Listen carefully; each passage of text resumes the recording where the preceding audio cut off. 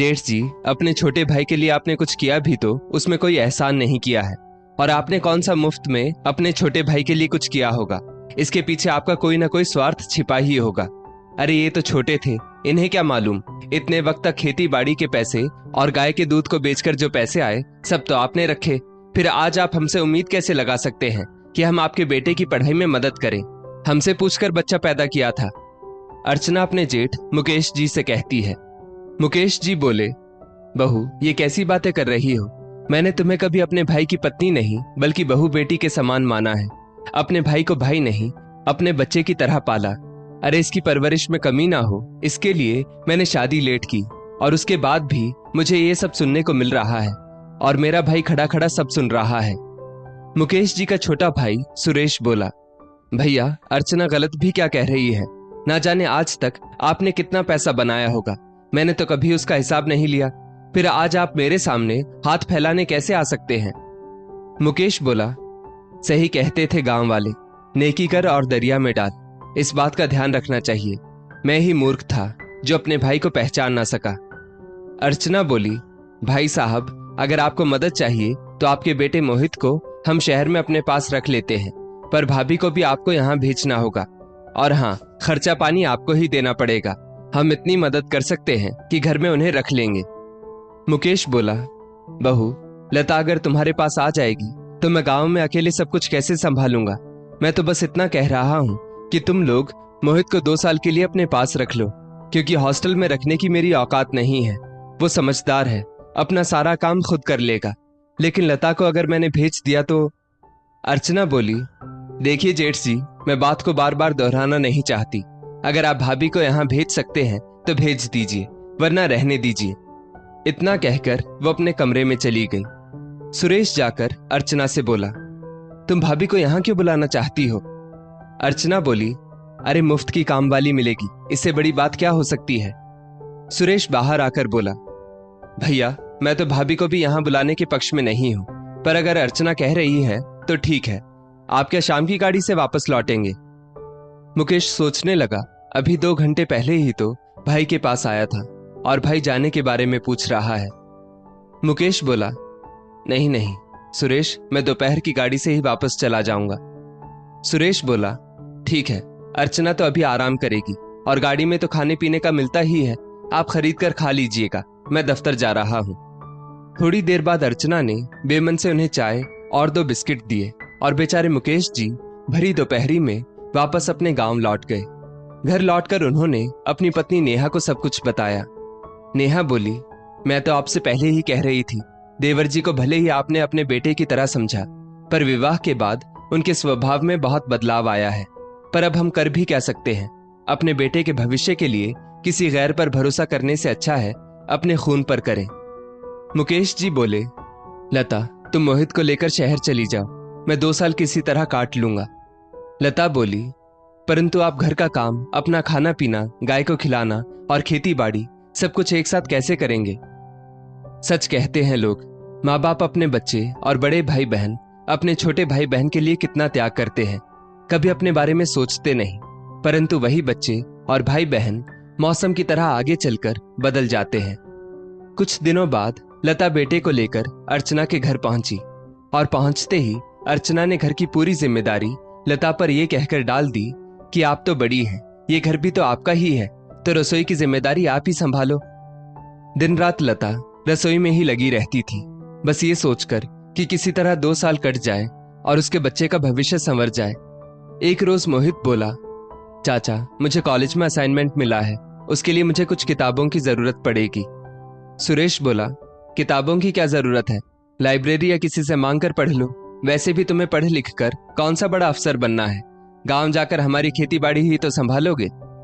लता बोली, देवर जी मेरे हाथ खाली हैं, वरना मैं इसे पैसे दे देती, अगर हो सके तो आप थोड़ी मदद कर दीजिए। तभी अर्चना वहां आई और बोली, भाभी शर्म हया क्या बेच खाई है? अगर आपको मदद चाहिए तो मुझसे बात करो, देवर से चुपके चुपके बात करने की क्या जरूरत है? मुझे ये सब बिल्कुल पसंद नहीं है।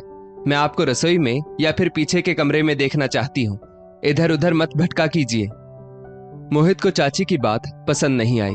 उसने रात में अपनी माँ से कहा, माँ मुझे यहाँ नहीं रहना, चलो गांव चलते हैं। आपके साथ कोई ऐसा व्यवहार करे मुझे बिल्कुल अच्छा नहीं लगता। लता बोली, बेटा, मुश्किलों से निकलकर ही इंसान निखरता है। तुम मेरी चिंता मत करो, बस तुम मन लगाकर पढ़ाई करो। कल को जब तुम बड़े आदमी बन जाओगे तो देखना, यही लोग तुमसे सलाह लेने आएंगे। एक रोज अर्चना की कुछ सहेलियां घर आई। लता ने सबके लिए चाय नाश्ता बनाया। सबने पूछा, ये कौन है? तो लता के जाते ही अर्चना बोली, अरे ये मेरे पति ने गांव से मेरी मदद करने के लिए किसी को रखा है। तभी मोहित वहां आया और बोला, चाची, माँ कहाँ है? अर्चना की सहेली बोली, ये लड़का तुम्हें चाची क्यों कह रहा है? अर्चना बोली, चाची चाची क्या लगा रखा है? जाओ पीछे सर्वेंट क्वार्टर में बैठो, तुम्हारी माँ काम कर रही है, बाद में आएगी। मोहित वहां से चुपचाप चला गया। अर्चना सहेलियों से बोली, अरे क्या बताऊं, अब मेरे ससुराल से इस कामवाली को लाई हूं तो उसका बेटा भी साथ आ गया है। अब ये मुझे चाची चाची कहता है। बताओ, क्या मैं इसकी चाची लगती हूं? इतना कहकर वो सब हंसने लगी। लता ने अपनी देवरानी की ये बातें सुनी तो उसकी आंखें गीली हो गई। रात में अर्चना ने सुरेश से लता और मोहित की शिकायत की और बोली, सुनो जी, आपका भतीजा कोई बच्चा नहीं है और हमारी बेटी भी बड़ी हो रही है। मुझे उसे इस घर में रखना सही नहीं लग रहा है। रिश्तेदारी अपनी जगह है। आप अपनी भाभी और भतीजे से कह दो वो पीछे सर्वेंट क्वार्टर में ही रहे, सामने कभी ना आए।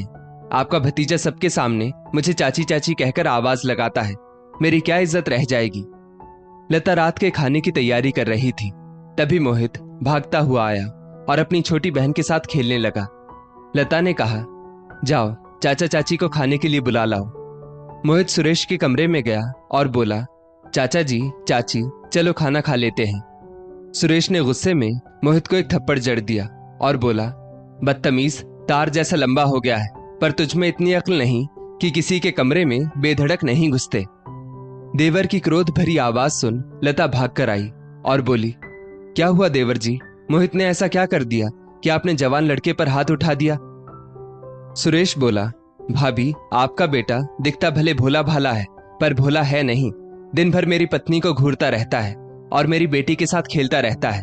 उसे तो इतनी भी समझ नहीं है कि किसी के कमरे में नॉक करके जाते हैं। लता बोली, राम राम, ये कैसी बातें कर रहे हैं आप? वो अर्चना को मां समान मानता है और ये तो उसकी छोटी बहन है। मोहित चुपचाप वहां से चला गया। लता उसके पीछे जाने लगी तो अर्चना बोली, ओ महारानी, कहाँ चली? हमारे लिए खाना लगाओ और फिर घर का काम खत्म करो। वो खाता है तो खाए, वरना भाड़ में जाए। लता की आंखों में आंसू आ गए। उसने सबको खाना खिलाया, फिर घर का सारा काम खत्म करके अपने बेटे के पास गई। मोहित रोते हुए बोला, माँ, ये खाना मेरे गले से नहीं उतरेगा। अब मैं यहाँ एक पल के लिए भी नहीं रहूंगा। मैं कल ही कॉलेज वालों से बात करता हूँ। अगर मैं ऑनलाइन पढ़ाई कर सकता हूँ तो मैं गांव जाकर ही पढ़ लूंगा, पर यहाँ नहीं रहूंगा। वो बिना खाए ही सो गया। मोहित एक अच्छा स्टूडेंट था। उसने कॉलेज जाकर अपने प्रोफेसर से अपनी परेशानी व्यक्त की। सबने उसकी मदद की और उसे ऑनलाइन क्लास अटेंड करने की मंजूरी मिल गई। घर जाकर मोहित ने माँ को सारी बात बताई और वापस पिता के पास जाने का फैसला किया। अगली सुबह मोहित ने अपने चाचा से वापस जाने की बात की तो सुरेश बोला, तुम्हारी मर्जी। अर्चना बोली, हाँ हाँ, तुम्हें जाना है तो जाओ, परंतु तुम्हारी माँ नहीं जा सकती। लता बोली, ये कैसी बात कर रही हो अर्चना? मैं तो यहाँ इसके लिए आई थी। इसे गांव भेजकर मैं यहाँ क्या करूंगी? अर्चना बोली, अगर आप चली जाएंगी तो घर का काम कौन करेगा? और फिर याद रखिए, अगर आप गई तो हम एक पैसे की भी मदद नहीं करेंगे। मोहित सामने आकर बोला, चाची, हमें आपकी मदद चाहिए भी नहीं। आपने इन 3-4 महीनों में हमारी जितनी मदद की वो हम जीवन भर नहीं भूलेंगे। चलो माँ, सामान बांधो। और उसी दिन रात की गाड़ी से माँ बेटा वापस चले गए। अचानक पत्नी और बेटे को देखकर मुकेश हैरान रह गया। बेटे ने पिता को सारी बात बताई। लता की आंखें बरसने लगी। मुकेश बोला, क्या सुरेश इतना नीचे गिर गया? मुकेश को अपने भाई के बर्ताव से बहुत धक्का लगा था। वो दिन रात खुद को काम में व्यस्त रखता और उन बातों को भुलाने की कोशिश करता। इधर मोहित घर से ही पढ़ने लगा।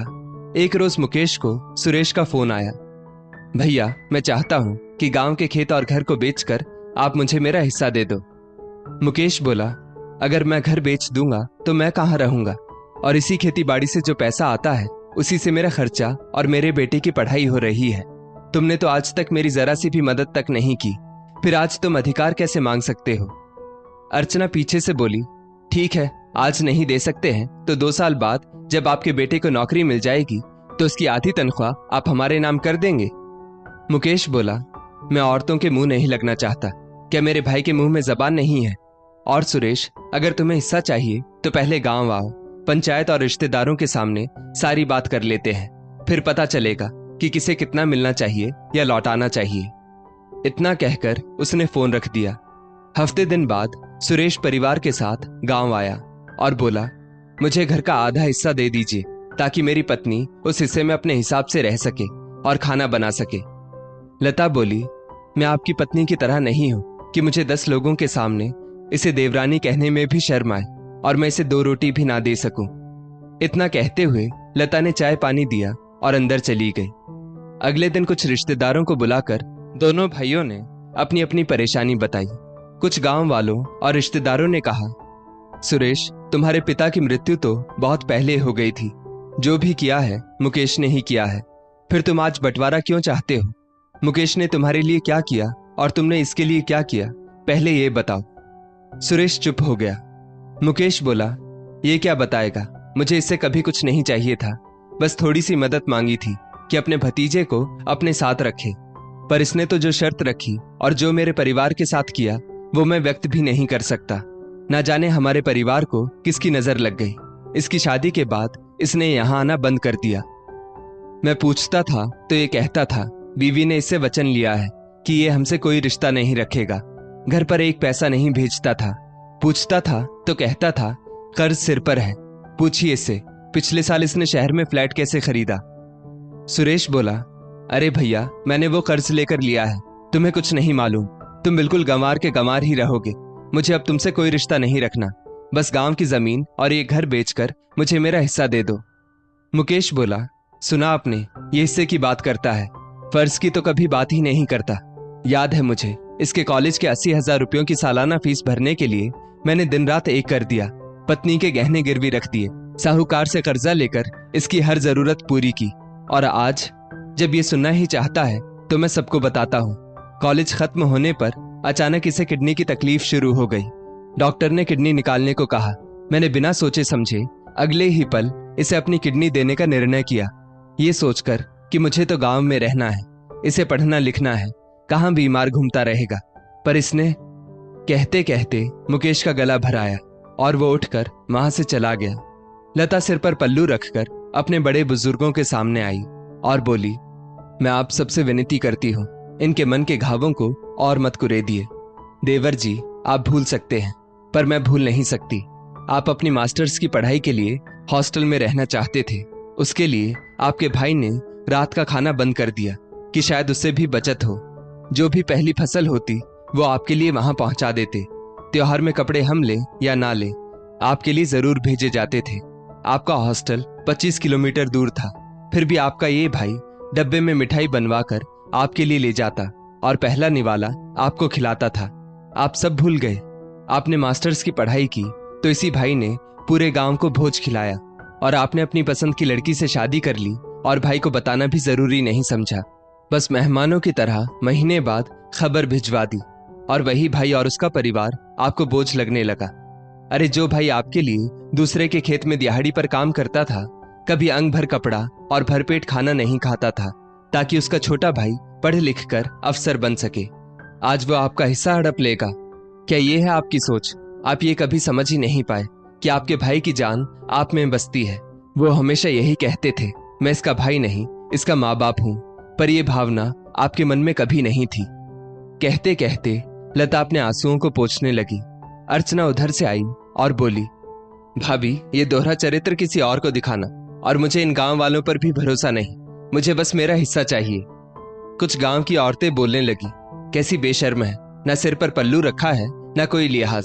अरे तुम्हारे पति को इस औरत ने बेटे की तरह पाला और तुम आज हिस्सा लेना चाहती हो। जो फर्ज निभाता है वही अधिकार भी पाता है। याद रखो, ये अकेली नहीं है, पूरा गांव इसके साथ है। मुकेश वापस वहां आया और बोला, आप लोग जो फैसला करें मेरे सिर माथे पर। इसे घर और जमीन चाहिए, सब दे दीजिए। मैं फिर से किसी और के खेत में काम कर लूंगा और अपने परिवार को देख लूंगा। तभी कुछ रिश्तेदार खड़े हुए और बोले, नहीं नहीं, कहाँ लिखा है कि नेकी कर और बस दरिया में ही डालता जा। अरे ये लोग जब इतने स्वार्थी हैं तो हमें भी इनका हिसाब बराबर ही करना होगा। सुरेश बोला, आपके कहने का क्या मतलब है? रिश्तेदारों ने कहा, आज तक तुम्हारी पढ़ाई में, खाने पीने, कपड़े लत्ते में जितना खर्चा हुआ है सब जोड़कर तुम अपने भाई को वापस करो, फिर तुम्हें जमीन और घर में हिस्सा मिलेगा। अर्चना धीरे से सुरेश से बोली, क्या ये जमीन इतनी महंगी है? सुरेश बोला, अरे नहीं, अगर मैं हिसाब लगाऊं तो उल्टा मुझे ही देने पड़ जाएंगे। अर्चना बोली, फिर तो रहने दो, हमें कुछ नहीं चाहिए। अर्चना झट से बोली, ठीक है, अब आप सब इतना कह रहे हैं तो हमें कुछ नहीं चाहिए, पर हाँ, खेती में जितना भी अनाज होता है उसका आधा तो हमें दे ही सकते हैं। तभी लता सामने आई और बोली, बस बहुत बर्दाश्त किया, हाँ मैं तुम्हें खेती का आधा हिस्सा दूंगी, पर 4 महीने जैसे मैं तुम्हारे घर में रही थी वैसे तुम भी गांव में रहकर मेरे घर का एक एक काम करोगी, तभी वो तुम्हें मिलेगा। अर्चना बोली, क्या मैं यहाँ रहकर झाड़ू पोछा, बर्तन कपड़ा करूं? कभी नहीं, मुझे कुछ नहीं चाहिए। चलो जी यहाँ से, भाड़ में जाए खेती बाड़ी। अरे इससे तो मैं घर का एक एक काम करवाती थी, तो क्या मैं भी यहाँ वैसे ही काम वाली की तरह काम करूंगी? मुझे नहीं रहना यहाँ और ना ही कुछ चाहिए। इतना कहकर अर्चना ने अपना बैग उठाया और पति का हाथ पकड़ वहां से निकल गई। मुकेश जाते हुए भाई को देखकर उदास हो गया। लता बोली, जाने दीजिए उन्हें, जब उनके मन में आपके लिए कोई आदर सम्मान नहीं है तो ऐसे रिश्ते का ना होना ही बेहतर है। बस इतना याद रखिए कि हमें अपने बुढ़ापे के लिए कुछ तो संजो कर रखना पड़ेगा। भले ही बेटा हमारा अच्छा हो, पर अब हम किसी से उम्मीद नहीं लगाएंगे, अपने बुढ़ापे का इंतजाम खुद करेंगे। समय बीता, मोहित पढ़ लिख कर बड़ा आदमी बन गया। उसने गांव में माता पिता के लिए 2 मंजिला मकान बनवा दिया। देखते ही देखते 10-12 एकड़ खेती की जमीन भी खरीद ली। फिर भी मुकेश और लता गांव में ही रहते और उन्होंने बेटे को अपनी जिंदगी अपने तरीके से जीने की पूरी आजादी दी। हाँ, मुकेश को अपने भाई की कमी जरूर महसूस होती थी, पर जिस भाई ने रिश्ते की कद्र नहीं की, पत्नी के आते ही पिता समान बड़े भाई का सम्मान भूल गया, उस भाई से रिश्ता रहे ना रहे एक ही बात है। दोस्तों, इस स्टोरी को लेकर आपकी क्या राय है? नीचे कमेंट करके जरूर बताइएगा और ऐसी ही और भी बेहतरीन वीडियोस के लिए हमारा पेज जरूर फॉलो करें।